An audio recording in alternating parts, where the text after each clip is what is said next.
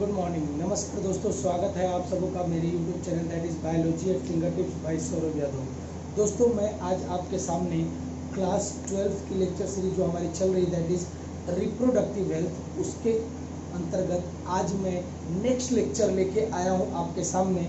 पिछली क्लासेस में बेटा हमने पॉपुलेशन एक्सप्लोजन के बारे में पढ़ा था। फिर उसके बारे में हमने पढ़ा कि बहुत सारे मेथड्स होते हैं जिसकी मदद से आप कंट्रासेप्शन यानी कि प्रेगनेंसी को रोक सकते हैं। बहुत सारे मेथड्स, उनके अंदर में हमने पढ़ा कि भैया सबसे पहला नेचुरल मेथड होगा, फिर हमने पढ़ा था कि बेसिकली बैरियर होगा, फिर केमिकल मेथड होगा, फिर सर्जिकल मेथड होगा। ये सारी बातें हमने की थी। और जो पिछली क्लासेस हमने लगाई थी वहाँ पे हमने देखा बेटा जी, बताइए, नेचुरल मेथड लैक्टेशनल एमनेहोरिया पढ़ा, पीरियोडिक अब्स्टिनेंस पढ़ा, और बेटा जी एक दो मेथड यानी कि कोइटस इंटरप्टस पढ़ा। ये नेचुरल मेथड थे जिसकी वजह से हम लोग क्या कर रहे थे बेटा, कंट्रासेप्शन नहीं कर रहे थे या प्रेगनेंसी को अवॉइड कर रहे थे। आज बेटा हम पूरी तरह से बैरियर पढ़ने की कोशिश करेंगे, यानी कौन कौन से बैरियर हैं जो इस्तेमाल किए जाते हैं ताकि कंसेप्शन ना हो। फिर दूसरा जो आज हम पढ़ने वाले हैं वो पढ़ेंगे बेटा ओरल पिल्स। भैया ये ओरल पिल्स किस तरह से ओव्यूलेशन को और किस तरह से बेसिकली चेंजेस लाती है एंडोमेट्रियम की लाइनिंग में, जिसकी वजह से वहाँ इम्प्लांटेशन नहीं हो पाता है। तो ये सारी बातें आज लेक्चर में हम करेंगे, यानी दो चीज़ें हम पढ़ने वाले हैं। पहला तो बेटा जी आज पूरा हम लोग ओरल पिल्स पढ़ेंगे और फिर बैरियर मेथड। क्लियर है जी? पहले थोड़ा डिस्टरबेंस हो रहा है, 1 मिनट। चलिए बेटा जी शुरुआत करते हैं सबसे पहले बैरियर के साथ में। देखिए जैसे बेटा पुरानी पिक्चरें देखते होंगे आप लोग कि क्या कोई हीरो है कोई हीरोइन है, उन दोनों को प्यार होता है और बेटा जी दोनों में इतना ज़्यादा प्यार होता है कि वो लोग शादी करना चाहते हैं, लेकिन बीच में अमरीश पुरी आ जाता है, गुंडा यानी लड़की का बाप, और इन दोनों के बाद बीच में एक दीवार खड़ी कर देता है। जैसे मान लो ये है डीडीएलजे, तो देखिए होगी ना सभी ने, ये शाहरुख खान, ठीक है। पहले इन दोनों में बहुत ज्यादा प्यार था। मान लो ये काजोल है, ठीक है जी, बहुत ज्यादा प्यार था। लेकिन जैसे ही इनके पिताजी को पता चला कि इन दोनों में लफड़ा चल रहा है, यानी कि ये सही नहीं है, ठीक है, क्योंकि शाहरुख खान गरीब परिवार से है और भैया काजोल धनी परिवार से है, तो इनका जो फादर है इन दोनों के बीच में क्या क्रिएट कर देता है, हीरोइन को पकड़ के लाता है और चार दीवारी में बंद कर देता है। यानी बेटा जी बेसिकली अगर बोलेंगे तो घर के अंदर में बंद कर देता है। तो इन दोनों के बीच में क्या खड़ी हुई बेटा, दीवार, वॉल खड़ी हो गई। अब क्या होगा, शाहरुख खान काजोल से मिल पाएगा क्या? अरे नहीं मिल पाएगा ना। यानी फिजिकली क्या किया हमने, बीच में एक दीवार लगा दी जिसकी वजह से शाहरुख खान काजोल से नहीं मिल पाएगा। और भैया जब शाहरुख खान काजोल से नहीं मिल पाएगा तो ये शाहरुख खान मेल है, तो शाहरुख खान क्या देता, स्पर्म, और काजोल क्या प्रोवाइड करती, एग। और जब दोनों मिल जाते तो फर्टिलाइजेशन हो जाता। क्या होता जी, फर्टिलाइजेशन हो जाता और बेबी हो जाता। क्लियर है? लेकिन बेटा अब इन दोनों के बीच में पूरी तरह से क्या बेटा, पूरी तरह से एक बीच में क्या है, दीवार खड़ी है। तो ये बेसिकली जो दीवार होती है इन दोनों के बीच में, स्पर्म और एग के बीच में, जो इनको मीट नहीं होने देती है, फिजिकली मीट नहीं होने देती है, that is called as barrier. इसी को बोला जाता है बेटा बैरियर। अब हम देखेंगे तो बैरियर बेसिकली कर क्या रहा है, फिजिकली स्पर्म और एग को मीट नहीं होने दे रहा है, यानी स्पर्म और मिल जाते तो फर्टिलाइजेशन हो जाता है। फिजिकली मीटिंग रोकता है क्या बेटा जी, स्पर्म और एग का फिजिकल मीट होने की प्रोबेबिलिटी को खत्म कर देता है कौन, बैरियर। क्लियर है जी? तो बेटा जी सबसे पहले तो ये याद करना कि बैरियर का फंक्शन क्या है। In this method ovum and sperm are prevented from physically meeting with the help of barrier, यानी कि दोनों स्पर्म और ओवा फिजिकली मीट नहीं करते हैं। क्यों? क्योंकि इनके बीच में एक बैरियर लगा दिया जाता है। अब ये जो बैरियर होते हैं दोनों के लिए होते हैं बेटा, मेल के लिए भी होंगे और फीमेल के लिए भी होंगे। बेसिकली जो बैरियर मेथड में हम इस्तेमाल करते हैं, ये बच्चा जानता है, सर का बच्चा, कंडोम। ठीक है जी। पहले हम बात करेंगे मेल कंडोम की, फिर हम बात करेंगे बेटा फीमेल कंडोम की। देखिए, जो भी कंडोम चाहे मेल का हो चाहे फीमेल का हो, दोनों कंडोम जो होते हैं एज अ बैरियर इस्तेमाल किए जाते हैं, और ये बने होते हैं रबर या बेटा जी थिक लेटेक्स शीट से बने होते हैं। किससे बने होंगे? रबर से बने होंगे, या थीन रबर या लेटेक्स शीट से, made up of thin rubber या लेटेक्स शीट से बने होते हैं। ये शायद आपके एनसीईआरटी में भी दे रखा है। तो मैं मेल की बात कर रहा हूँ, तो मेल में जो कंडोम होगा, मेल में जो कंडोम होगा ये बना होगा बेटा थीन रबर या लेटेक्स शीट से बना होता है। क्लियर है जी। अब अगर हम बात करें बेसिकली ये किस चीज को कवर करेगा, तो उसको देखने से पहले मैं यहाँ पे जरा रिप्रोडक्टिव ट्रैक्ट बना लेता हूँ। देखिए,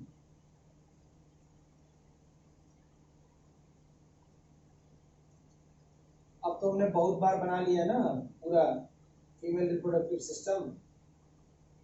बकरे की मुंडी जैसा दिख रहा है, थोड़ा बड़ा बना दिया। ये आपका वजाइना। क्लियर है जी।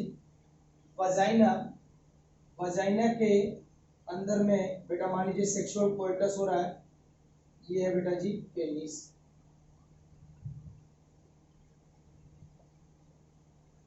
क्लियर है जी।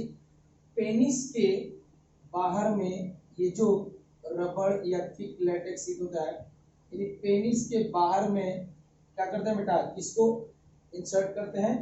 आप कंडोम्स को। मेल कंडोम को किसके बाहर लगाया जाता है? बताइएगा, किसके ऊपर लगाया जाता है? तो बेटा पेनिस के ऊपर इसको इंसर्ट किया जाता है। यानी कंडोम किसको कवर कर रहा है?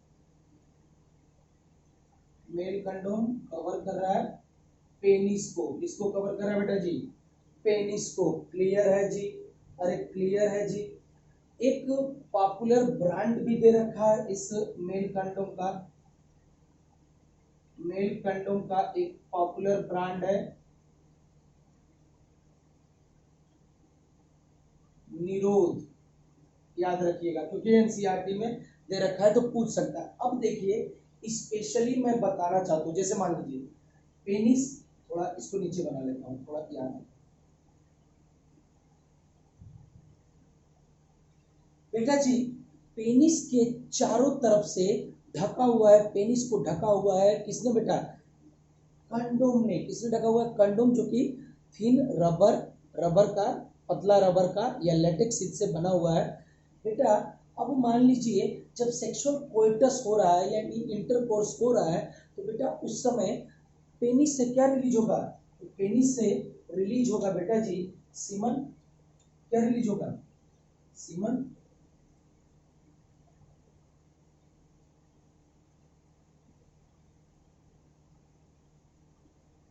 विजिबल है बेटा जी? आपको दिख रहा है? बिल्कुल।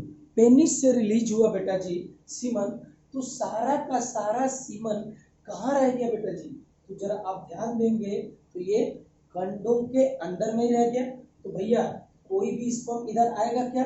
No sperm. अब भैया यहाँ पे मान लीजिए ये आपकी ओवरी है, ओवरी से अंडा आ गया है, अंडा आके यहाँ पे इंतजार कर रहा है, एग या ओवा इंतजार कर रहा है, यानी पत्नी इंतजार करिए, पति का आएगा, फर्टिलाइजेशन होगा। लेकिन बेटा हम लोग चालाक व्यक्ति हैं, हम लोगों ने क्या किया बेटा, पेनिस के ऊपर क्या लगा लिया? ऑब्वियसली मेल कंडोम लगा लिया, निरोध लगा लिया, जिसकी वजह से जो सीमेन रिलीज हुआ वो सारा का सारा सीमेन कहाँ हो गया बेटा? उस कंडोम के अंदर रिलीज हो गया, कोई भी सीमेन बाहर नहीं गया। तो यहाँ कंसेप्शन के चांसेस क्या होगा बेटा? खत्म। तो बेटा यहाँ पे क्या नहीं हुआ, प्रिवेंट किया। इस मेथड ने क्या कर दिया, कंसेप्शन, यानी बेटा प्रेग्नेंट होने से बेटा यहाँ से स्पर्म गया ही नहीं, मिलेगा ही नहीं, फर्टिलाइजेशन होगा क्या, there will be no fertilisation. तो कंडोम ने क्या कर दिया, प्रिवेंट कर दिया कंसेप्शन। क्लियर है जी, अरे क्लियर है जी। अब मान लीजिए पेनिस से जो फ्लूइड निकला है इसके अंदर में, यानी जो सीमन निकला इसके अंदर में वायरल इन्फेक्शन है, कोई भी एक, मान लीजिए इस सीमेन में है बेटा जी वायरल इन्फेक्शन। तो बेटा अगर मान लीजिए इन्फेक्शन किसी मेल पार्टनर को है, तो अगर वो सीमेन निकालेगा भी तो क्या वो फीमेल के किसी पार्ट के साथ में कांटेक्ट में आ रहा है क्या। मान लीजिए कोई सेक्सुअली ट्रांसमिटेड डिजीज है, जैसे इस बंदे को एड्स है, तो इसने क्या किया, सेक्स किया इसके साथ में, तो बेटा जी यहाँ HIV जो इन्फेक्शन है यहाँ पे सीमेन में मौजूद है, वायरल इन्फेक्शन है ना, ह्यूमन इम्यूनोडिफिशियेंसी वायरस। तो वायरल इन्फेक्शन सीमेन में है और सीमेन किसके अंदर में रह जाता है बेटा जी, उस थिन लेटेक्स शीट में रह जाता है। ये कभी भी किसके कांटेक्ट में नहीं आएगा, फीमेल के वजाइना के साथ में कांटेक्ट में नहीं आएगा, सर्विक्स के कांटेक्ट में नहीं आएगा। यानी जो डिजीज मेल के अंदर में है, जो सेक्सुअली ट्रांसमिटेड डिजीज मेल के अंदर में है, वो फीमेल को ट्रांसफर होगी क्या, नहीं होगी ना। तो ये किस चीज से प्रिवेंट कर रहा है, सेक्सुअली ट्रांसमिटेड डिजीज। मान लो कोई वायरल इन्फेक्शन हुआ जैसे कि एड्स, ठीक है जी, तो एड्स जो HIV इन्फेक्शन होगा वो सारा का सारा कहाँ रह गया, इस थिन लेटेक्स शीट में रह गया, अंदर तो गया ही नहीं। तो यहाँ पे सेक्सुअली ट्रांसमिटेड डिजीज के ट्रांसफर होने के चांसेस क्या होते हैं, निग्लेजिबल। चलिए मान लेते हैं ये वेजाइना है, वेजाइना से भी ये फ्लूइड निकल रही है, ये बेटा जी वजाइनल फ्लूइड। मान लीजिए इस वजाइनल फ्लूइड के अंदर में एक STD है, सेक्सुअली ट्रांसमिटेड डिजीज है। मान लीजिए इसमें एक डिजीज है, बेसिकली बोलेंगे गोनोरिया,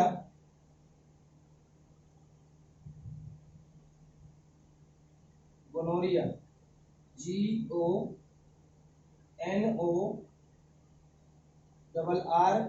GONORRHOEA।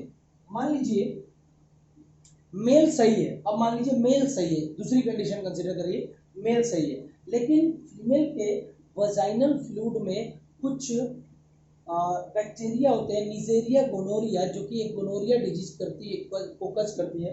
अगर मान लीजिए वेजाइनल फ्लूइड में गोनोरिया है, क्या बेटा जी, गोनोरिया जो कि ट्रांसमिट हो सकती है, सेक्सुअली ट्रांसमिटेड डिजीज है, ट्रांसमिट हो सकती है।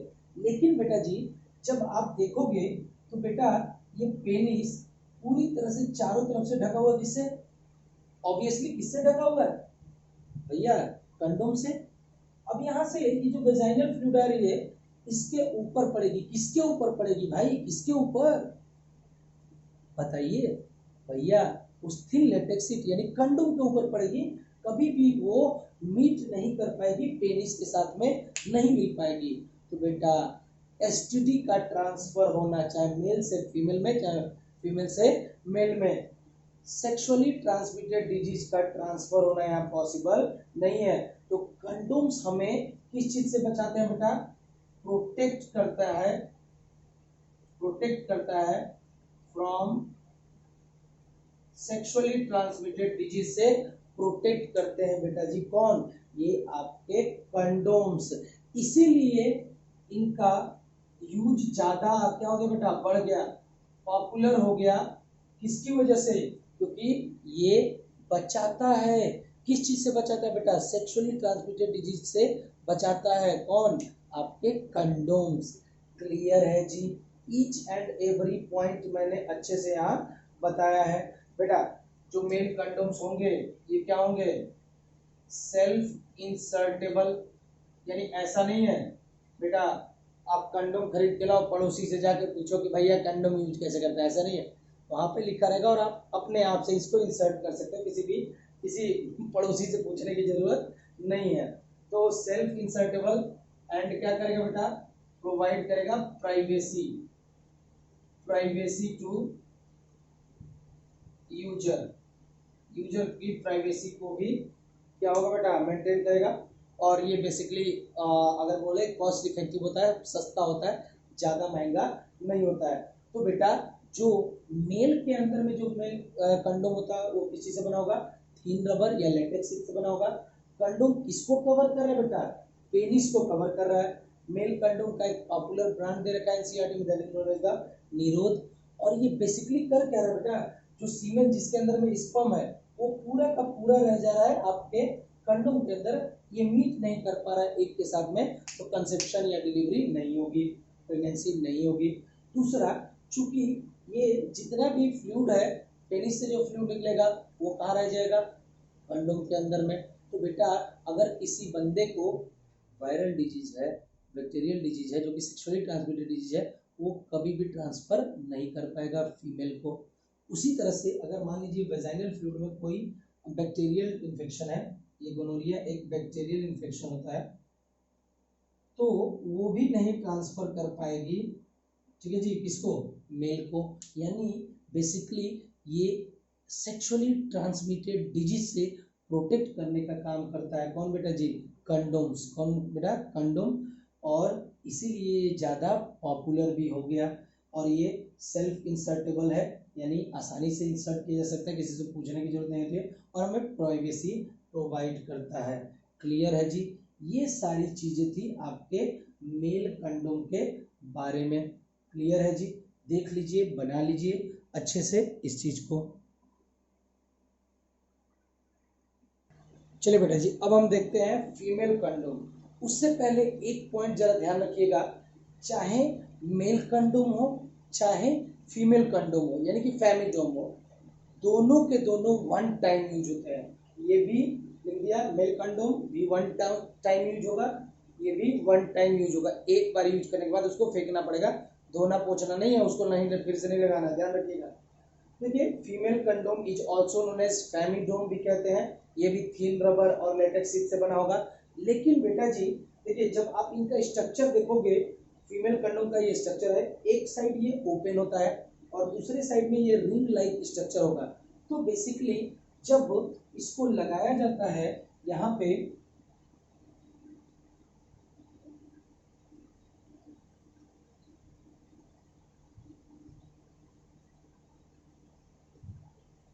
तो ये जो रिंग होती है, इस रिंग की वजह से ये सर्विक्स में फिट बैठ जाता है। क्या करेगा बेटा, सर्विक्स के अंदर में फिट बैठ जाता है, तो पूरी तरह से आपका वेजाइना और एक्सटर्नल जेनेटेलिया के आसपास में ये कवरिंग करता है। थोड़ा ऊपर ही रहेगा, ऐसा नहीं कि इतना ये होगा, यहाँ पर रहेगा। क्लियर है जी।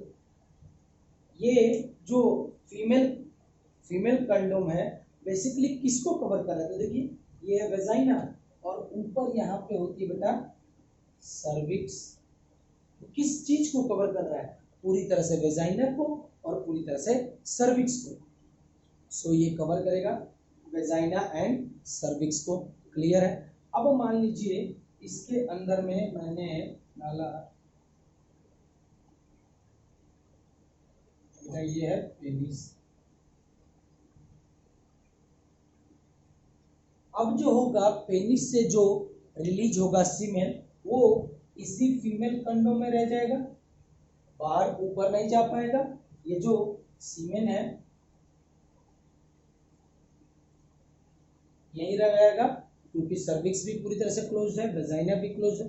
तो बेटा यहाँ पे कंसेप्शन के चांसेस क्या है, खत्म हो गए ना। सो फीमेल कंडोम ये क्या करेगा, चौथा लिख देता हूं, प्रिवेंट करेगा कंसेप्शन, यानी कि प्रेगनेंसी को रोक देगा, क्योंकि स्पर्म एक के साथ मिलेगा नहीं, प्रेगनेंसी होगी नहीं। एक चीज जरा ध्यान रखने वाली है बेटा, यहाँ पे पेनिस पूरी तरह से कवर्ड है, ठीक है जी, आपके किससे बेटा जी, वही फीमेल कंडोम से, फेमिडोम से। तो अगर मान लीजिए वही कोई भी इंफेक्शन हुआ सीमेन के अंदर में, तो वो क्या फीमेल को हो सकता है, क्या वजाइना के कांटेक्ट में आ रहा है, क्या आपका सीमेन नहीं आ रहा, तो यहाँ भी एसटीडी से बचने के चांसेस हैं। लेकिन बेटा जी कभी कभार क्या होता है, कभी कभार देखिए एनसीईआरटी में जो दे रखा वही पढ़ेंगे। कभी कभार क्या होता है, जब देखिए ये इस साइड से ओपन है ना जी, ये वाली साइड से ये ओपन है, अरे देखिए यही तो है, एक साइड ओपन है। तो जब सेक्सुअल इंटरकोर्स होता है तो सीमन जब रिलीज होता है तो कुछ अमाउंट में हो सकता है कि पेनिस से जो सीमन निकल रहा है, चूंकि वजाइना के नीचे यहाँ पे आसपास में आपके फीमेल एक्सटर्नल जेनिटेलिया होती है,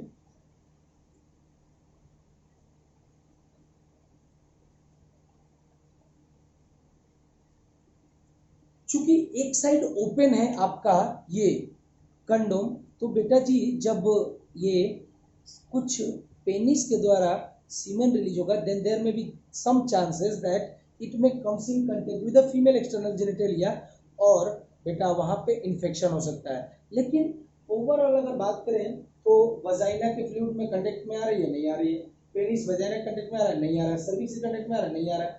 तो यहाँ पे एनसीईआरटी के हिसाब से अगर बात करेंगे तो ये भी मदद करता है किस चीज से, किस चीज से बचाता है, प्रिवेंट करता है या प्रोटेक्ट करता है फ्रॉम एसटीडी से, ये भी प्रोटेक्ट करता है।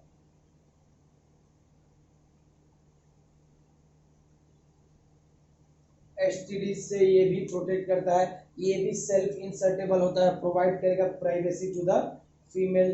अरे क्लियर है जी, क्लियर है जी। तो ये दो प्रकार के कंडोम्स हैं, दोनों वन टाइम यूज होते हैं। फीमेल में कुछ और मेथड्स भी दे रखे हैं, for example cervical, diaphragm, cervical का कैप है, डायफ्राम है, वोल्ट है, ये भी दे रखा है। चूंकि ये पहले कंडोम्स के बारे में मुझे बताना था, कंडोम्स क्लियर हो गया, तो ये किस तरह से बेटा बैरियर की तरह काम कर रहा है, जहाँ पे स्पर्म और एग मीट नहीं कर पा रहे हैं। तो बेटा जी ये भी पॉपुलर हुआ, फीमेल कंडोम भी पॉपुलर होगा, क्यों, क्योंकि ये भी किस चीज में मदद कर रहा है, एसटीडी से बचा रहा है, इसीलिए ज्यादा पॉपुलर है, ज्यादा यूज है, सेल्फ इंसर्टेबल है, वन टाइम यूज होगा। तो बेटा लास्ट वाला पॉइंट ये भी क्या हो जाएगा, सेल्फ इंसर्टेबल। फीमेल के अंदर में कुछ और भी मेथड्स हैं जो हमें पढ़ने हैं। पहले ये दोनों जो भी चीजें हैं ये याद रखिएगा, क्योंकि पूछा जाता है कि बेटा जी जो कंडोम्स होते हैं वो हमें किस चीज से बचाते हैं, तो याद रखिएगा एसटीडी से बचाते हैं, सेक्सुअली ट्रांसमिटेड डिजीज से बचाते हैं। क्लियर है जी। चलिए बेटा जी, जैसा कि मैंने बोला फीमेल में कुछ और भी बैरियर्स पाए जाते हैं जो आपके एनसीईआरटी में दे रखे हैं, मैंने यहाँ फिगर बनाया है। कुछ और बैरियर जो पाए जाते हैं that is called as diaphragm, cervical cap या वॉल्ट, ये तीनों के स्ट्रक्चर मैंने बनाए हैं। ये बैरियर है, ये वही made up of the rubber से ही बने होंगे, और बेटा ये इंसर्ट होते हैं फीमेल के रिप्रोडक्टिव ट्रैक में। पढ़ किस में रहे भैया, फीमेल में, फीमेल में तो इंसर्ट होंगे फीमेल के रिप्रोडक्टिव ट्रैक में, और ये पार्टिकुलरली कवर करते हैं बेटा सर्विक्स को। किसको कवर करेंगे, सर्विक्स को कवर करते हैं, ध्यान रखिएगा, ड्यूरिंग कोइटस। और ये रीयूजेबल होते हैं, चाहे डायफ्राम, चाहे सर्वाइकल कैप, चाहे वॉल्ट, इनको आप बार बार धो के वॉश करके यूज कर सकते हैं, और सेल्फ इंसर्टेबल होगा, यानी आसानी से आप इसको इंसर्ट कर सकते हो। लेकिन एक चीज आपको जरा ध्यान देनी होगी, यहां मैं बना रहा हूं,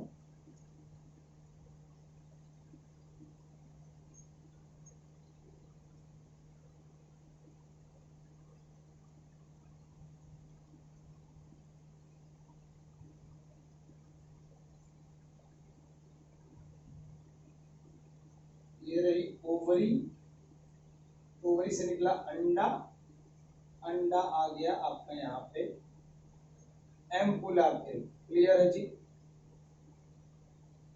ये आपका है बेटा वजाइना,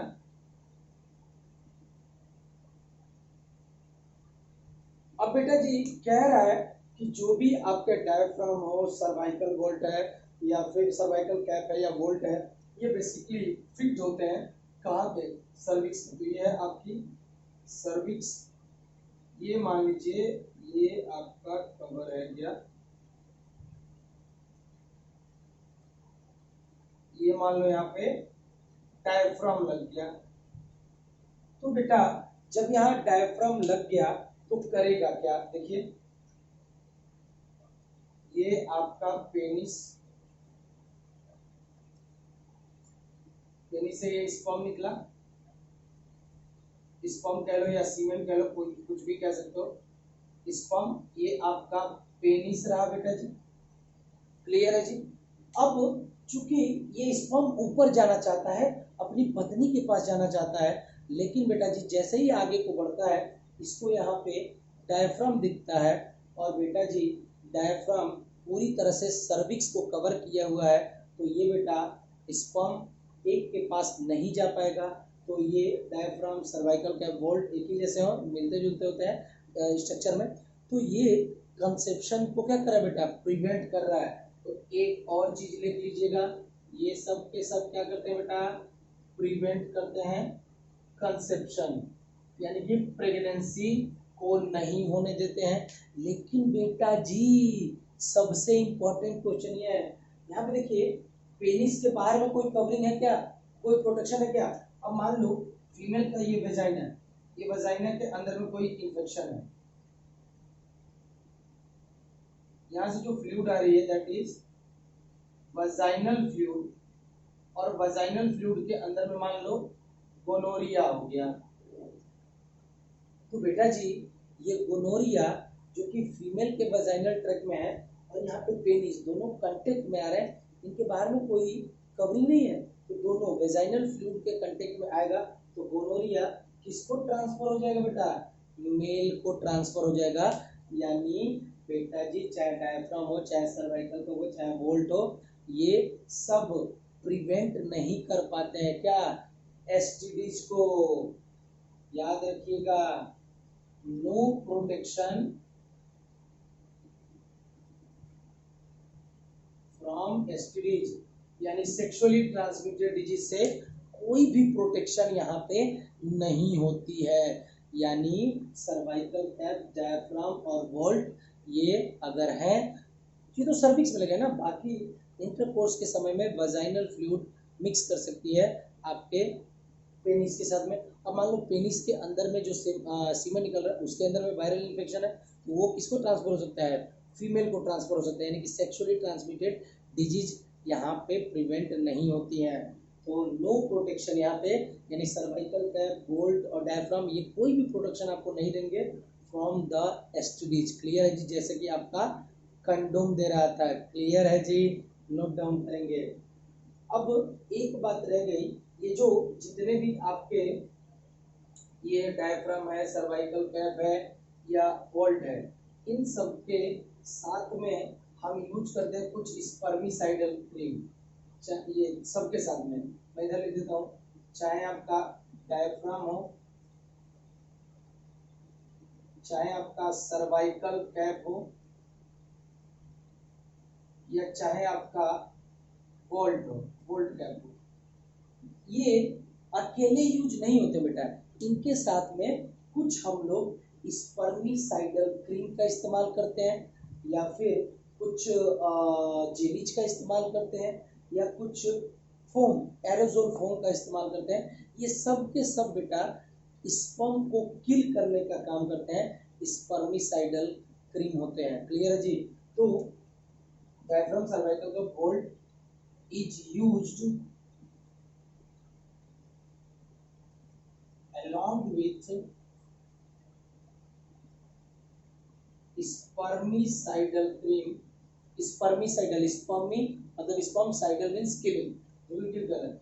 स्पर्मिसाइडल क्रीम एक पॉपुलर क्रीम है जो कि स्पर्मिसाइडल क्रीम पाई जाती है। देखो यहाँ पे क्या हो रहा है, पूरा का पूरा यहाँ पे स्पर्म के ऊपर अटैक हो रहा है, स्पर्म के ऊपर क्या हो रहा है बेटा, अटैक हो रहा है, स्पर्म को मारा जा रहा है। तो क्या कर रहा है स्पर्म, नो नो नो, मत मारो मत मारो मुझे, मत मारो।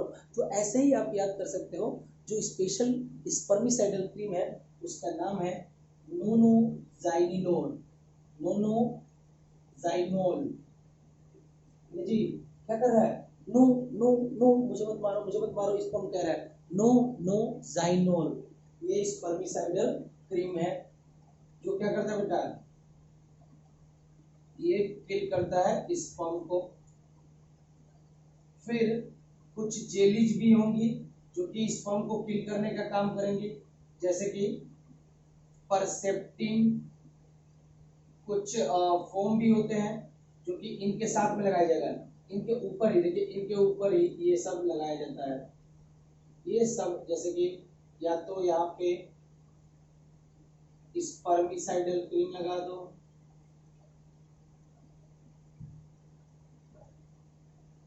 या इसी के ऊपर जेलीज लगा दो, या इसी के ऊपर में आपको फोम लगा दो, कुछ भी लगा दो, ये सब के सब स्पर्म को किल करने का काम करेगी।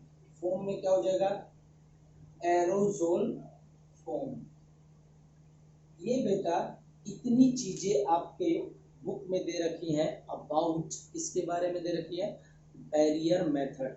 तो याद रखिएगा, ये डायफ्राम, सर्वाइकल कैप, वोल्ट, ये एसटीडी से आपको नहीं बचाएंगी, लेकिन कंडोम्स जो होंगे, चाहे मेल या फीमेल कंडोम की बात कर लो, वो एसटीडी से बचाने के लिए काम करती हैं। और हमेशा डायफ्राम, सर्वाइकल कैप, वोल्ट को यूज करते हैं। सर्विक्स में तो इम्प्लांट होगा, और ये इसको यूज करते हैं कुछ क्रीम के साथ में, स्पर्मिसाइडल क्रीम के साथ में, जेलीज के साथ में या फोम के साथ में, जो बेसिकली क्या करते हैं, किल करेंगे स्पर्म को और कंट्रासेप्शन को क्या करेंगे बेटा, कंट्रासेप्शन यानी कि प्रेगनेंसी को रोकेंगे। क्लियर है जी। अब इसके बाद जो नेक्स्ट मेथड हम पढ़ने वाले हैं that is the chemical method. उसमें हम आज पढ़ेंगे बेटा पिल्स। किसके बारे में, ओरल पिल्स के बारे में हम आज जानने की कोशिश करेंगे। पहले इसको पढ़िएगा बेटा। चलिए बेटा जी, अब जो नेक्स्ट हमारा मेथड होगा for the contraception that is the chemical method. अब इस केमिकल मेथड में हम क्या क्या पढ़ने वाले हैं, ये एक स्ट्रक्चर तैयार कर लेते हैं। सबसे पहले हम पढ़ेंगे ओरल पिल्स। इनको ओरल पिल्स इसलिए बोला जाता है क्योंकि ये माउथ से एज अ टेबलेट ली जाती है, टेबलेट के फॉर्म में अवेलेबल होती है मार्केट में, और माउथ से ओरली ली जाती है। Intrauterine devices, then implant, then injection, और लास्ट में हम पढ़ेंगे बेटा इमरजेंसी कंट्रासेप्टिव। क्लियर है। आज इस पार्टिकुलर लेक्चर में हम पढ़ने वाले हैं ओरल पिल्स के बारे में। सो आज हम पूरी तरह से बात करेंगे बेटा ओरल पिल्स के बारे में। पहले इसको नोट डाउन कर लीजिएगा, फिर हम अब स्टार्ट करेंगे ओरल पिल्स। चलिए बेटा जी, आइए हम स्टार्ट करते हैं पिल्स। देखिए, जब आप पिल्स का जिक्र करेंगे तो यहाँ पे बेसिकली जब आप एनसीईआरटी पढ़ोगे तो वहाँ एनसीईआरटी में थोड़ा अगर बोलूँ तो कंफ्यूजन टाइप का डाटा दे रखा है। मैंने यहाँ पे आपको एकदम सिंपल तरीके से समझाने की कोशिश की है, जिससे आप आसानी से पिल्स क्या होती हैं, कब लिए जाएंगे, कब नहीं लेंगे, और भैया किसमें क्या प्रेजेंट होता है, किसका क्या फंक्शन है। अगर आप स्टार्ट मेरे साथ में 10 मिनट रहेंगे, आपको परफेक्टली समझ में आ जाएगा। क्लियर है जी। देखिए, इनको ओरल पिल्स बोलते हैं क्योंकि भैया ये माउथ से इंसर्ट की जाती हैं, ली जाती हैं। 3 प्रकार की पिल्स दे रखी है एनसीईआरटी में। पहला बेटा COC, देन है बेटा POP, एंड देन है बेटा सहेली। देखिए, सबसे पहला जो है COC मतलब है बेटा combined oral contraceptive. Combined oral contraceptive का मतलब क्या होगा बेटा, कि इसके अंदर में ईस्ट्रोजन और प्रोजेस्टेरोन दोनों हार्मोन कंबाइंड रूप में मौजूद होंगे। क्लियर है जी। और ईस्ट्रोजन और प्रोजेस्टेरोन बेसिकली डिराइव होते हैं कोलेस्टेरॉल यानी कि स्टेरॉल नाम से, तो ये एक स्टेरॉयडल हार्मोन होता है दोनों। क्लियर है जी। एक आपने प्रचार सुना होगा माला डी और माला एन, ये डेली ओरल पिल्स होती हैं, और इन माला डी और माला एन के अंदर में मौजूद होता है दोनों प्रोजेस्टेरोन और एस्ट्रोजन का कॉम्बिनेशन पाया जाता है। दूसरा है बेटा POP, that is known as the, यानी इसके अंदर में एस्ट्रोजन नहीं होगा, केवल और केवल प्रोजेस्टेरोन होगा, प्रोजेस्टेरोन ओनली पिल। क्लियर है जी। एक सिंथेटिक प्रोजेस्टेरोन जो कि आपके मार्केट में पाया जाता है that is known as the LNG, levonorgestrel. अब बेटा जी, इतना पढ़ने के बाद में माइंड में कंफ्यूजन सा आता है कि सर हमने तो पढ़ा है एस्ट्रोजन, प्रोजेस्टेरोन, ये सब हार्मोन ये तो प्रेगनेंसी को बढ़ाते हैं, प्रोजेस्टेरोन को तो प्रेगनेंसी हार्मोन कहते हैं भैया, ये कैसे हो गया, ये बवाल कैसे हो गया। अब यहाँ आप कह रहे हैं कि सर ये रोकने का काम करेंगे, ये किसी को प्रेग्नेंट नहीं होने देंगे, कंट्रासेप्शन की तरह काम करेंगे।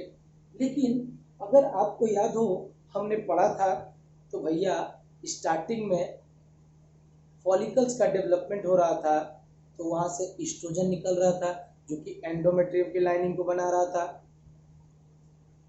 फिर कॉर्पस ल्यूटियम, उससे तो प्रोजेस्टेरॉन निकल रहा था जो कि प्रेगनेंसी को मेंटेन कर रहा था।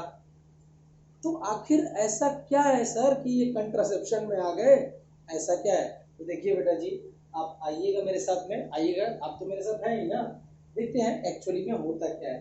देखिए यहाँ पे होगा क्या कि हम अगर गलत समय पे, ध्यान दीजिएगा, गलत समय पे किसी भी हार्मोन का कंसंट्रेशन ज़्यादा कर देंगे या किसी भी हार्मोन का कंसंट्रेशन अगर कम कर देंगे, तो बेटा जो नेचुरल क्लॉक होती है, जो नेचुरल बायोलॉजिकल क्लॉक होती है किसी भी ह्यूमन बॉडी की, वो क्या हो सकती है बेटा?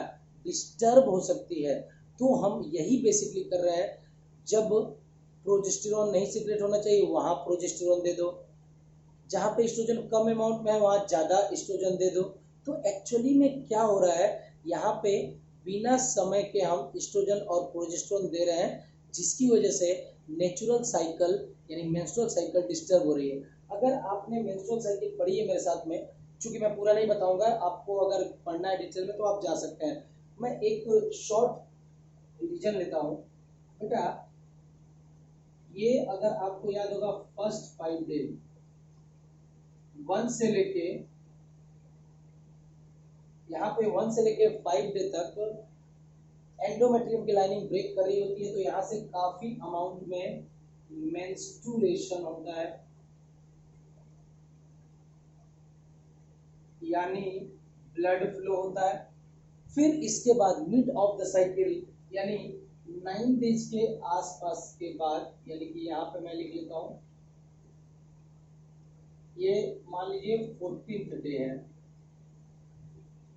मान लीजिए 28 डेज का किसी का एमसी है, तो एकदम मिड ऑफ द साइकिल पे क्या होता है बेटा? ओव्यूलेशन। क्या होता है?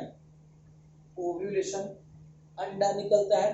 तो स्पेसिफिकली अगर याद होगा थोड़ा बहुत, तो बेटा यहाँ पे मेंस्ट्रुएशन चलता रहता है, कत्लेआम हो रहता है, लेकिन यहाँ पे प्राइमरी फॉलिकल, फिर ये धीरे धीरे धीरे धीरे डेवलप होके बेटा जी सेकेंडरी फॉलिकल, फिर ये डेवलप होके टर्सरी फॉलिकल, फिर ये डेवलप होके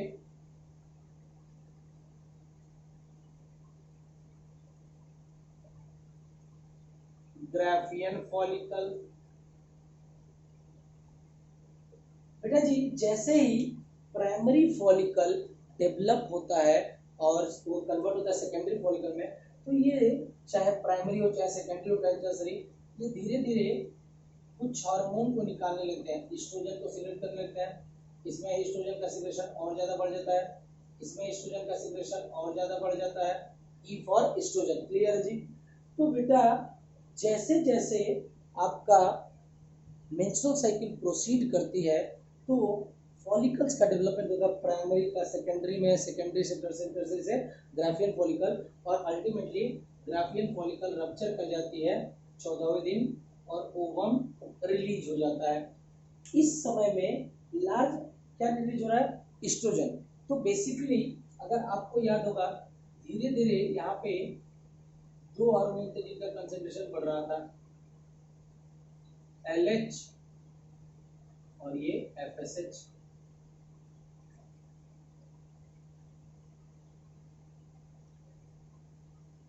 यही LH और FSH जब इनका कंसंट्रेशन इंक्रीज होता है, जब इनका कंसंट्रेशन बेटा जी इंक्रीज होगा, जरा ध्यान से देखिएगा, जब इनका कंसंट्रेशन LH और FSH का कंसंट्रेशन इंक्रीज होता है, तो धीरे धीरे फॉलिकल्स का डेवलपमेंट होता है। और जब ये फॉलिकल्स डेवलप कर रही होती है, तो बेटा जब ये एस्ट्रोजन निकलता है, तो ये एस्ट्रोजन इनको निगेटिव फीडबैक देने लगता है, याद होगा आपको, निगेटिव फीडबैक देने लगता है, जिसकी वजह से इनका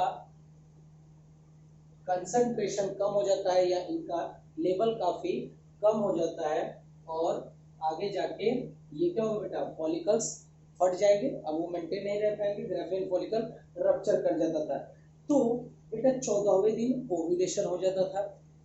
इसका मतलब ईस्ट्रोजन निगेटिव फीडबैक दे रहा है एफएसएच और एलएच को। तो आपका धीरे धीरे फॉलिकुलर डेवलपमेंट जो हो रहा था वो खत्म हो जाएगा और ओव्यूलेशन हो जाता है, ग्रेफिन फॉलिकल रप्चर कर जाता है, ओवम बाहर निकल जाता है। अब मान लीजिए, सपोज करिए आप आप है, ठीक है जी, आप फर्स्ट 5 डेज के बाद में, छठे दिन से, 6 डे से, 7 डे से, 8, 9, 10, 11, 12, 13 और ये 14, ठीक है जी। आपने क्या किया, चूंकि आप देख रहे हो कि एस्ट्रोजन एक निगेटिव फीडबैक दे रहा है किसको, एफएसएच और एलएच को। अगर और आप क्या करो, छठे दिन से हम स्टार्ट कर देते हैं खाना बेटा जी पिल्स। यहाँ छठे दिन से हम लेने लगेंगे बेटा जी पिल्स को, आप फर्स्ट 5 डे के बाद में लेने लगोगे। तो पिल्स में आखिर है क्या यार, है क्या, आप ही बताओ ना, है क्या। तो पिल्स को जो आप छठे समय दे रहे हो, छठे दिन दे रहे हो, ये जो पिल्स है, पिल के अंदर में है एस्ट्रोजन और प्रोजेस्टेरॉन। तो जब एस्ट्रोजन और प्रोजेस्टेरॉन, यहाँ पे देखिए केवल अभी एस्ट्रोजन की बात करेंगे बेटा, पहले से वहाँ एस्ट्रोजन था, अब आप और ज्यादा एस्ट्रोजन दे रहे होगे। तो बेटा जी जरा ध्यान से सुनिएगा, इनके पास में जरा ध्यान से सुनिए, ये आपके फॉलिकल्स है, प्राइमरी, सेकेंडरी, टर्सरी, ठीक है जी। पहले इनके अंदर में काफी कम अमाउंट में एस्ट्रोजन निकलता था, या मान लीजिए 2 एस्ट्रोजन निकलता था, या मान लीजिए 3 एस्ट्रोजन निकलता था। तो ये निगेटिव फीडबैक देते थे किसको बेटा, एफएसएच और एलएच को। लेकिन बेटा जी अब धीरे धीरे जब ये निगेटिव फीडबैक दे देते तो एफएसएच एलएच का कंसंट्रेशन काफी कम हो जाता था, और बेटा जी फॉलिकल्स अब नहीं बन पाते थे, रप्चर कर जाते थे, मेंटेन नहीं हो पाते थे। बेटा जी जब छठे दिन जो आप पिल्स दे रहे हो, उस पिल्स में भी तो एस्ट्रोजन है, प्रोजेस्टेरॉन, दोनों का कॉम्बिनेशन है ना, एस्ट्रोजन और प्रोजेस्टेरॉन। तो ये जो एस्ट्रोजन है इसका लेवल और ज्यादा ज्यादा हो गया, ये और ज्यादा अफेक्ट करेगा, ये और ज्यादा अफेक्ट करेगा। तो बेटा जब आप छठे दिन से एस्ट्रोजन दे रहे हो पिल्स के माध्यम से, तो बेटा जी कभी भी फॉलिकल्स का डेवलपमेंट हो पाएगा क्या, फॉलिकुलर डेवलपमेंट नहीं हो पाएगा। और जब फॉलिकल्स का डेवलपमेंट नहीं होगा तो ओव्यूलेशन कभी भी नहीं हो पाएगा, क्योंकि हमने यहाँ पे एस्ट्रोजन सही समय पे नहीं दिया है। इसकी वजह से एस्ट्रोजन का लेवल जब बढ़ेगा, एस्ट्रोजन दुश्मन है एफएसएच का और एलएच का, तो एस्ट्रोजन जाके दनादन दनादन किसके ऊपर, देखो पहले से एस्ट्रोजन था, लेकिन अब और ज्यादा एस्ट्रोजन आपने डाल दिया, तो बहुत ज्यादा एस्ट्रोजन जब जाके अटैक करेगा एफएसएच को, एफएसएच क्या आ जाएगा, डाउन। और एफएसएच ही तो है जो फॉलिकल का डेवलपमेंट कराता है। अब एफएसएच ही डाउन हो जाएगा, फॉलिकल का डेवलपमेंट कौन करा पाएगा, कोई नहीं करा पाएगा। तो ना फॉलिकल डेवलप हो पाएंगे, ना ओवम रिलीज हो पाएगा। इसके बाद जब ओवम रिलीज होता है, जो बचा हुआ पार्ट होता है, तो उसको हम क्या बोलते हैं, कॉर्पस ल्यूटियम, और यहां से निकलता था प्रोजेस्टेरॉन। तो ध्यान रखिएगा, जब आप अनवांटेड समय पे छठे दिन पे पिल्स ले रहे हो, छठे दिन पे पिल्स ले रहे हो, तो वहां एस्ट्रोजन और प्रोजेस्टेरॉन ले रहे हो, तो ये एस्ट्रोजन लेवल ज्यादा इंक्रीज कर रहा है। इसकी वजह से बेटा जी एफएसएच का लेवल कम हो जा रहा है, फॉलिकल्स का डेवलपमेंट नहीं हो पा रहा है, तो ओव्यूलेशन नहीं हो पाएगा। तो यही आपको याद रखना है, एस्ट्रोजन क्या करेगा बेटा, ओव्यूलेशन को ही रोक देता है। इस बात को लिखिएगा, जब इसको हमने छठे दिन दिया, ठीक है जी।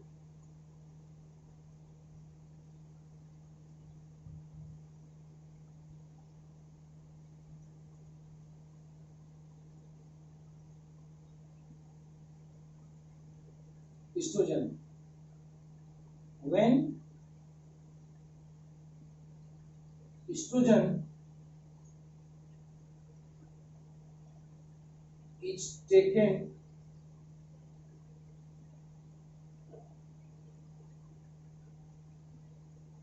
without proper time,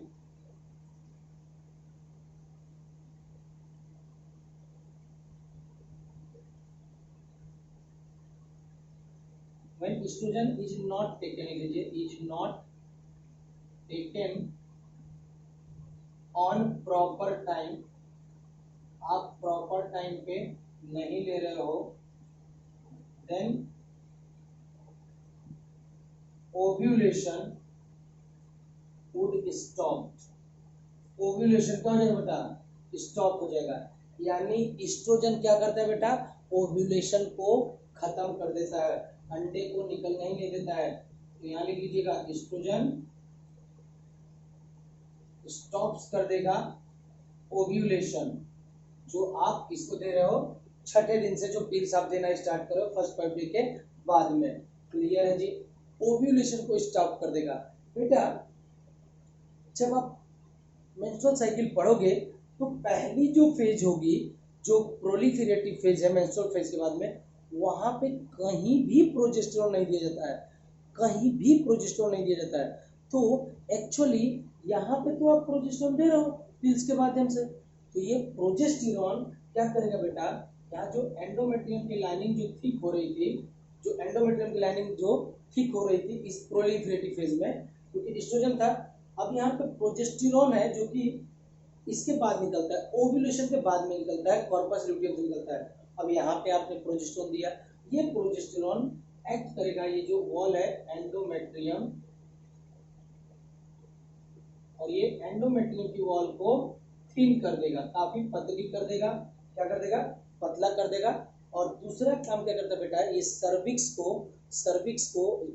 में जो सर्वाइकल म्यूकस होता है उसको थिक कर देगा। देखिए जरा यहाँ पे मैं बनाता हूँ, ठीक है, इसको ऐसे, ठीक है। प्रोजेस्टेरोन के दो काम, देखिए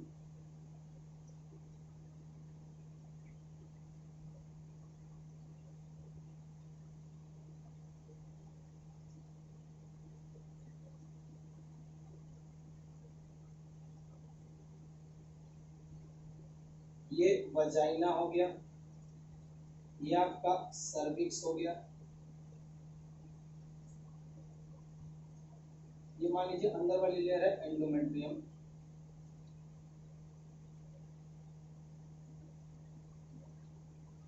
क्लियर है जी। तो जो प्रोजेस्टेरोन निकलता है ना, प्रोजेस्टेरोन एंडोमेट्रियम के ऊपर एक्ट करेगा और उसकी लाइनिंग को काफी थिक कर देगा। और दूसरा काम क्या करता है बेटा जी, ये यहाँ पे जो सर्वाइकल म्यूकस होगा इसको थिक कर देगा। तो पहला काम तो ये होगा, सर्वाइकल म्यूकस को क्या कर देगा, थिक कर देगा, क्लियर जी, मोटा कर देगा। और एंडोमेट्रियम को थिन कर देता है कौन बेटा जी, ये दोनों काम करता है प्रोजेस्टेरोन। कौन सा हार्मोन, प्रोजेस्टेरोन। तो जब एंडोमेट्रियम की लाइनिंग थिन हो जाएगी, पतली हो जाएगी, तो बेटा जी वहां पे इम्प्लांटेशन नहीं हो पाएगा, बच्चा वहां पे नहीं ठहरेगा, क्लियर है जी। और जब सर्वाइकल म्यूकस थिक हो जाएगा तो मान लीजिए यहाँ से स्पर्म जा रहा है, ये स्पर्म है, अब ये स्पर्म यहाँ से तो जाएगा, लेकिन बेटा सर्विक्स के ऊपर जो म्यूकस प्लग है या म्यूकस है वो काफी थिक हो गया है, तो यहाँ से स्पर्म अंदर नहीं जा पाएगा और कंसेप्शन नहीं हो पाएगा, क्लियर है जी। तो पहला एस्ट्रोजन क्या कर रहा है बेटा, जब अनवांटेड समय पे या जब बेसिकली हम बात करेंगे इरेगुलर समय पे, अगर आप ये पिल्स ले रहे हो इसकी वजह से एस्ट्रोजन निकलेगा, ये एस्ट्रोजन आपके एफएसएच और एलएच को कम कर देगा, फॉलिकल्स का डेवलपमेंट नहीं हो पाएगा, तो ओव्यूलेशन नहीं होगा, तो अंडा ही नहीं आएगा, तो डंडा कहाँ से बजेगा बेटा, ओव्यूलेशन नहीं होगा, तो स्पर्म कितना भी डालते रहो फर्टिलाइजेशन नहीं होगा। चलिए मान लीजिए ओव्यूलेशन हो गया, तो दूसरा क्या है, प्रोजेस्टेरोन क्या करता है बेटा, ये यूट्रस की लाइनिंग को थिन कर देगा, और दूसरा ये जो यहाँ पे सर्वाइकल म्यूकस होता है उसको थिक कर देगा, जिसकी वजह से स्पर्म अंदर जा ही नहीं पाएगा, स्पर्म अंदर नहीं जा पाएगा, यहाँ एक रहेगा, फर्टिलाइजेशन नहीं हो पाएगा। तो ये दोनों मेथड्स है जिसके द्वारा आपका ये जो पिल्स होते हैं ये बेसिकली क्या करते हैं बेटा, बचाते हैं, क्या करने के लिए, कंसेप्शन से, तो ईस्ट्रोजन क्या करेगा, ओव्यूलेशन को स्टॉप कर देगा, और प्रोजेस्टेरोन क्या करेगा, दो काम करेगा, एंडोमेट्रियम की लाइनिंग को थिन कर देगा। अब ये सुटेबल नहीं होगी फॉर द इम्प्लांटेशन, यानी इसने क्या किया, यूट्रस को हॉस्टाइल कर दिया, यूट्रस को हॉस्टाइल कर दिया, यानी कि लाइनिंग जो होती है यूट्रस की वो क्या हो जाएगी बेटा, थिन हो जाएगी, इम्प्लांटेशन नहीं हो पाएगा। और सर्विक्स का जो म्यूकस होगा उसको क्या कर देगा, थिक कर देगा, जिसकी वजह से स्पर्म ऊपर नहीं जा पाएगा, फर्टिलाइजेशन नहीं हो पाएगा। तो ये दोनों काम होते हैं बेटा जी ईस्ट्रोजन और प्रोजेस्टेरोन को, इस तरह से वो रोकती है। अब सुनिएगा बेटा, फर्स्ट 5 डे के बाद में आप ओरल पिल्स लेना स्टार्ट कर देते हो 6 डे से, यानी कि 5 दिन के बाद से बेटा आप पिल्स लोगे 21 डेज के लिए। कितने दिन तक लोगे, लगातार आप 21 डेज तक लेंगे, ठीक है जी। पहले 5 दिन में कोई पिल नहीं, और उसके बाद जो डेज होंगे वहां पे आप ओरल पिल्स लोगे, ठीक है जी। पिल्स यहाँ पे पहले से 5वें दिन जब मेंस्ट्रुएशन हो रही है, ब्लड आ रहा है या ब्लीडिंग हो रही है, तो यहाँ पे बेटा जी पिल्स नहीं लेंगे, यहाँ पे लिख लीजिएगा नो पिल्स। पहले 5 दिन कोई पिल नहीं, उसके बाद लगातार 21 दिन तक आप लोगे ओरल पिल, कोई भी ले लीजिएगा, लगातार 21 दिन, 21 दिन ये हो गया, 5 दिन ये हो गया, पूरा कितना हो गया बेटा 26 दिन। इसके बाद बेटा नेक्स्ट 7 डेज यहाँ पे आप कोई भी पिल नहीं लोगे, ठीक है जी। There will be no pills will be taken, यहाँ पे आप कोई भी पिल नहीं लोगे, नेक्स्ट 7 डेज तक आप कोई पिल नहीं लोगे। क्यों, क्योंकि बेटा अगर आप पिल नहीं लोगे उस समय तो क्या होगा, एंडोमेट्रियम की लाइनिंग टूटेगी और मेंस्ट्रुएशन होगा। जो औरतें पिल्स लेती हैं, पार्टिकुलरली उनकी बात कर रहा हूँ, उनमें मेंस्ट्रुएशन होता ही नहीं है, अगर होता भी तो ब्लड लॉस काफी कम होता है। जिनके ये जो औरतें क्या कर रही है, पिल्स का सेवन करती हैं, याद रखिएगा फर्स्ट 5 डेज जब ब्लीडिंग हो रही है उस समय पिल्स नहीं लेनी है। पिल्स कब से स्टार्ट करोगे, 6 डे से, यानी छठे दिन से, 5 दिन के बाद में छठा दिन से लगातार 21 दिन तक आप इस पिल्स को लोगे, ठीक है जी। और फिर नेक्स्ट 7 डेज के लिए आप ये पिल्स नहीं लेते हैं। ध्यान रखिएगा, मेंस्ट्रुएशन यानी मेंस्ट्रुएशन होगा पहला और 5वां दिन, उसमें आप पिल्स नहीं लोगे। फिर उसके बाद आप पिल्स कब लोगे, छठे दिन से लेके आपके लगातार 21 दिन तक लोगे, 5 दिन के बाद में लगातार 21 दिन लोगे, फिर नेक्स्ट 7 डेज आप कोई भी पिल नहीं लोगे, ताकि वहां पे क्या होगा बेटा, फिर से ब्लड लॉस हो सके, मेंस्ट्रुएशन हो सके।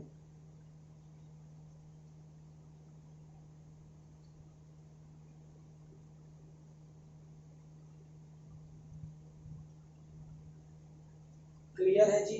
तो याद रखिएगा ईस्ट्रोजन क्या करता है, ओव्यूलेशन को स्टॉप कर देता है, प्रोजेस्टेरोन क्या करता है, सर्विक्स को हॉस्टाइल बना, सॉरी सॉरी नहीं, यूट्रस को हॉस्टाइल बना देता है, यानी कि यूट्रस की लाइनिंग को थिन कर देता है, अब वो फिट नहीं है फॉर द इम्प्लांटेशन के लिए, और सर्विक्स या सर्वाइकल म्यूकस को थिक कर देता है, तो स्पर्म अंदर नहीं जा पाता है। इस तरह से वो क्या करता है बेटा, कंसेप्शन या प्रेगनेंसी को रोकने का काम करती हैं आपकी पिल्स। क्लियर है जी, अरे क्लियर है जी। तो एक वर्ड में अगर लिखना चाहे तो यहाँ लिख लीजिएगा, फिर से मैं लिख दे रहा हूँ, एस्ट्रोजन क्या करता है बेटा, स्टॉप कर देता है ओव्यूलेशन, और प्रोजेस्टेरोन क्या करता है, प्रोजेस्टेरोन दो काम कर रहा है, पहला तो ये क्या कर रहा है बेटा, हॉस्टाइल कर दे रहा है सर्विक्स को, सॉरी यूट्रस को, यानी इसका मतलब क्या हो गया, lining of uterus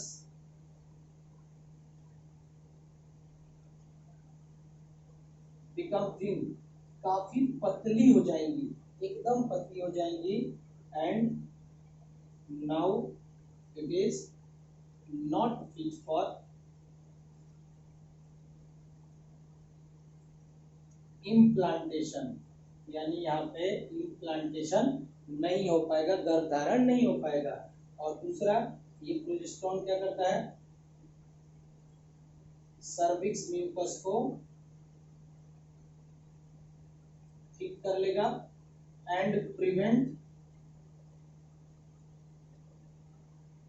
entry of sperm into cervix. Cervix में आपका स्पर्म नहीं जा पाएगा, तो एक के साथ में नहीं मिल पाएगा, तो कभी भी फर्टिलाइजेशन नहीं हो पाएगा। यही है आपका मेथड। क्लियर है जी। फिर आप स्टार्टिंग के 5 डेज में नहीं लोगे, ब्लीडिंग जब हो रही होगी, नेक्स्ट 21 दिन तक लेते हो, लगातार लोगे, और भैया नेक्स्ट 7 डेज के लिए कोई भी पिल्स का इस्तेमाल आप नहीं करोगे। क्लियर है जी। अब यहाँ पे जो मैंने बात कही है जरा ध्यान से देखेंगे। सहेली, देखिए ये दोनों की बात हो गई, सहेली ये दोनों की तो बात हो गई थी। अब हम आते हैं सहेली पे। सहेली एक नॉन स्टेरॉइडल ड्रग है, यानी बेटा ये एस्ट्रोजन प्रोजेस्टेरोन तो इसमें है नहीं, तो एक नॉन स्टेरॉइडल किसी और केमिकल से बनी है। ये डेवलप हुई थी बाय द CDRI यानी सेंट्रल ड्रग रिसर्च इंस्टीट्यूट, जो कि लखनऊ में है। इसके अंदर में एक केमिकल पाया जाता है जिसको हम बोलते हैं बेटा सेंट प्रोमैन। क्या बोलते हैं? सेंट प्रोमैन। और ये जो सेंट प्रोमैन है बेटा जी, ये एंटी एस्ट्रोजन होता है। एंटी एस्ट्रोजन यानी ये किसके अगेंस्ट में काम करता है? एस्ट्रोजन के अगेंस्ट में काम करता है। किसके अगेंस्ट में काम करता है बेटा? एस्ट्रोजन के अगेंस्ट में काम करेगा। तो अगर आपको याद है, सुनिएगा, तो फर्स्ट 1 से लेके 5वें दिन तक मेंस्ट्रुएशन,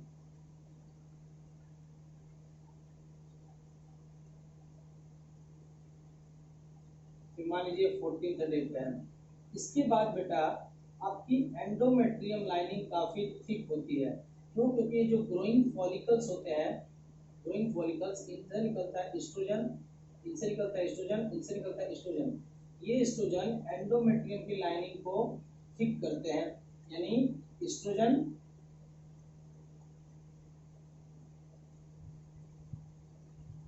डेवलप कर रहा है या प्रोलिफरेट करता है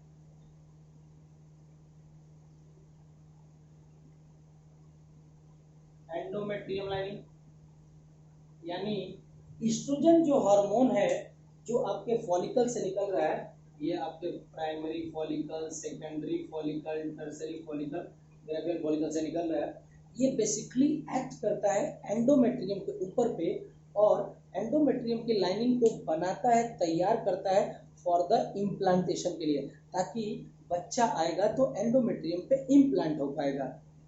यहाँ पे आप ध्यान से देखिए, जो केमिकल मौजूद है सहेली के अंदर में, वो बेटा सेंट प्रोमैन, जो कि एंटी एस्ट्रोजन हार्मोन है, यानी सहेली वर्क करती है against the oestrogen.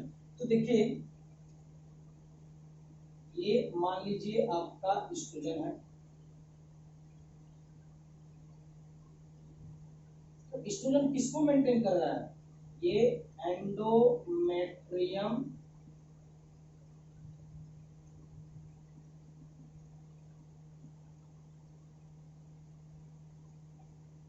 Endometrium lining का क्या करा बेटा? प्रोलिफरेशन करा रहा है, यानी उसको इंप्रूव कर रहा है। तो जैसे ये कराएगा, इसके अगेंस्ट में काम करने लगेगी बेटा सहेली। सहेली के अंदर में सेंट प्रोमैन है। सहेली के अंदर में क्या बेटा? एक केमिकल है सेंट प्रोमैन, और ये इसके अगेंस्ट में काम करेगा। तो अगेंस्ट में काम करेगा, इसका मतलब सेंट प्रोमैन इसके ऊपर जाके एक्ट करेगा, तो एंडोमेट्रियम के ऊपर जाके एक्ट करेगा, और एंडोमेट्रियम लाइनिंग को क्या कर देगा बेटा? जब वो थिक हो रही थी तो ये क्या कर देगी बेटा? थिन कर देगा। एस्ट्रोजन एंडोमेट्रियम लाइनिंग का प्रोलिफरेशन करा रहा था, या सीधे सीधे बोलो तो थिकनेस करा रहा था, थिकनेस बढ़ा रहा था। सहेली जो कि सेंट प्रोमैन है, इसके अगेंस्ट में काम करेगी, एंडोमेट्रियम लाइनिंग को थिन कर देगी। क्या कर देगी बेटा? थिन कर देगी, एंड थिन कर देगी टू प्रिवेंट इम्प्लांटेशन, ताकि वहां पे इम्प्लांटेशन ना हो सके। क्लियर है जी? क्लियर है जी? तो ये अगेंस्ट में काम कर रही है, तो ये भी बेटा अब भैया एंडोमेट्रियम लाइनिंग मेंटेन ही नहीं हो पाएगी, बच्चा आके इम्प्लांट हो कभी रहेगा क्या वहाँ पे, नहीं रहेगा। इस तरह से भी फर्टिलाइजेशन हो भी गया तो क्या बच्चा इम्प्लांटेशन नहीं हो पाएगा, कंसेप्शन नहीं हो पाएगी, प्रेगनेंसी मेंटेन नहीं हो पाएगी। ये जो सहेली है बेटा, ये ध्यान रखिएगा, ये वीकली पिल है, ध्यान रख लीजिएगा। सहेली इज अ, ये तो नॉन स्टेरॉइडल है ही, इसके साथ में ये वीकली पिल है,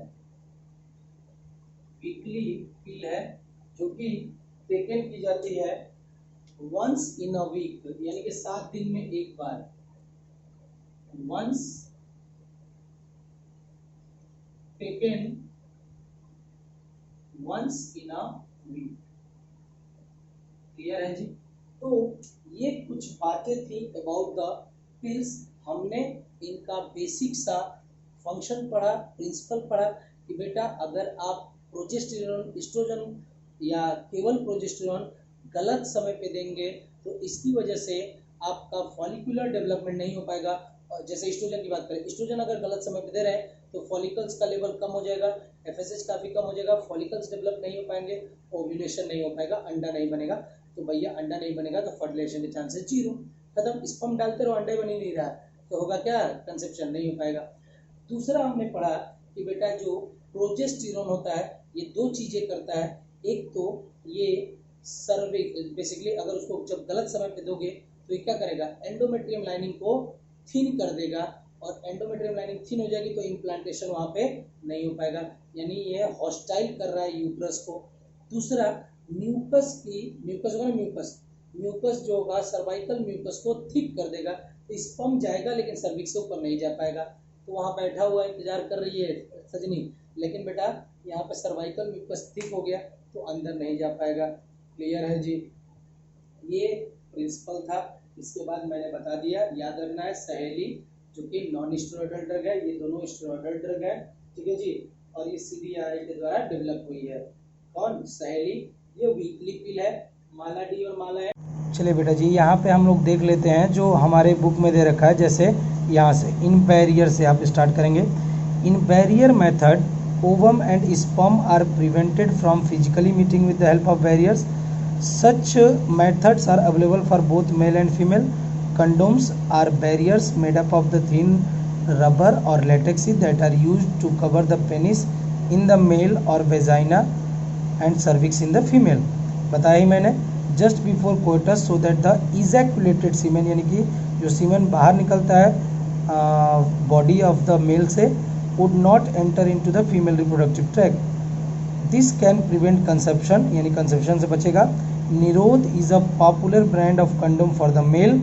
Use of condom has increased in recent years due to its additional benefit for protecting the user from contracting sexually transmitted disease and AIDS. ये सबसे बचाता है. Both the male and female condoms are disposable, यानी one time use होगा. Can be self inserted, खुद से insert कर सकते हैं, and thereby give privacy to the user. Diaphragm, cervical cap and vaults are also barriers made up of rubber that are inserted into the female reproductive tract to cover the cervix during coitus. They prevent conception by blocking the entry of sperm through the cervix. ठीक है जी, बता दिया, cervix में placed हो जाते हैं तो sperm cervix से ऊपर जा ही नहीं पाएगा. दे आर रीयूजेबल, यानी कि बेटा बार बार यूज कर सकते हैं धो के. Spermicidal cream, jellies and foams are usually used along with these barriers to increase their contraceptive efficiency. Clear है जी, ये आपके बैरियर के बारे में दे रखा है. फिर जब आप नेक्स्ट पेज पे आएंगे तो यहाँ आपके पिल्स के बारे में दे रखा है. Oral administration of small doses of either progesterone या प्रोजेस्टोजोन या एस्ट्रोजन, यानी combination, is another contraceptive method use by females. यानी पिल्स कौन खाती हैं, मेल नहीं खाएगा, फीमेल खाएगा, ध्यान रखिएगा. They are used in the form of tablets and hence are popularly called as pills. Pills have to be taken daily for a period of 21 days starting preferably with the first 5 days of menstrual cycle, यानी कि 5 दिन in starting वाले छोड़ के आपको लेना है, आप 21 दिन लगातार. After a gap of 7 days, फिर 7 दिन तक क्या करो, छोड़ दो. ड्यूरिंग विच मेंस्ट्रुएशन अक्वायर, फिर से आप इसको रिपीट कर सकते हैं. It has to be repeated in the same pattern till the female desire to prevent conception. जब तक वो माँ नहीं बनना चाहती तब तक वो खाती रहेगी इसी पैटर्न में। 5 दिन नहीं लगी, 21 दिन लगी, फिर 7 दिन नहीं लगी, फिर उसके बाद 21 दिन लगी, इस तरह से वो कर सकती है। दे इनहिबिट ओव्यूलेशन। क्या कर रहा है बेटा, अभी तो बताया। ईस्ट्रोजन क्या कर रहा था, ओव्यूलेशन नहीं होने दे रहा था, ठीक है जी। ईस्ट्रोजन प्रोजेस्टेरोन का कॉम्बिनेशन अभी बताया था ना। और इम्प्लांटेशन, क्योंकि इम्प्लांटेशन कौन नहीं करने दे रहा था, बताइए, progesterone. As well as alter the quality of cervix mucus. Cervix mucus भी क्या हो जाती है, थिक हो जाती है, टू प्रिवेंट और retard the entry of sperm, ताकि स्पर्म उसके अंदर ना जा सके। ये दोनों काम देखिए मैंने लिख दिया है, प्रोजेस्टेरोन का काम है, ओवुलेशन का रोकने का काम एस्ट्रोजन का है, सर्वाइकल म्यूकस को थिक करना प्रोजेस्टेरोन, और इम्प्लांटेशन यानी कि सर्विक्स को चेंज कर देना, सॉरी यूट्रस को चेंज कर देना, उसकी वॉल को थिन कर देना, progesterone. Pills are very effective, क्योंकि ये इनका साइड इफेक्ट काफ़ी कम होता है, and are well accepted by the female. Saheli is the new oral contraceptive for female, contains एक नॉन स्टेरॉयडल प्रिपरेशन है ये। It is once a week, यानी कि एक वीक पिल लेंगे वीक में, with very few side effect and high contraceptive value. Clear है जी। तो आज का लेक्चर अच्छा लगा हुआ तो काइंडली लाइक एंड सब्सक्राइब जरूर करें। और बेटा अगर आप ये लेक्चर पहली बार देख रहे हैं तो आप अब अच्छे से देखें और अपने दोस्तों के साथ में बताएं मेरे चैनल के बारे में। और नेक्स्ट अब हम करेंगे बेटा आगे, नेक्स्ट जो केमिकल मेथड्स हैं उसको हम करेंगे। आइए अब मिलते हैं आपसे नेक्स्ट लेक्चर में। Thank you.